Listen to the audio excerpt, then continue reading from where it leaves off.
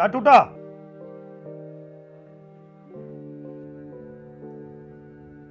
अरे क्या टूटा?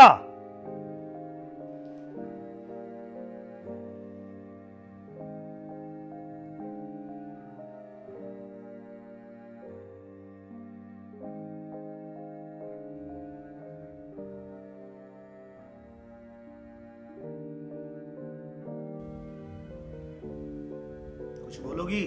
सॉरी सर, मेरे हाथ से छूट के गिर गया। क्यों झूठ बोल रही हो? मैंने भी सीसीटीवी में देखा। तुमसे नहीं, तुम्हारी बच्ची के हाथ से गिर के टूटा। क्यों लाती हो उसको यहाँ पे? दिन भर मोबाइल में गेम खेलती रहती हो। ऐसे क्या भविष्य होगा तुम्हारी बच्ची का? सर गेम खेलने नहीं, ऑनलाइन क्लास करने आती है। घर पे नेटवर्क नहीं होता, यहाँ पढ़ाई करने आती है। सॉरी सर, कल से नहीं लाऊंगी। रुको,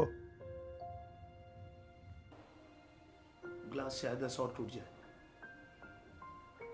बच्ची का सपना नहीं टूटना चाहिए। अच्छे से पढ़ाओ उसको। और हाँ, वाईफाई क्या, जरूरत पड़े तो मेरा लैपटॉप दे दो उसे। जाओ।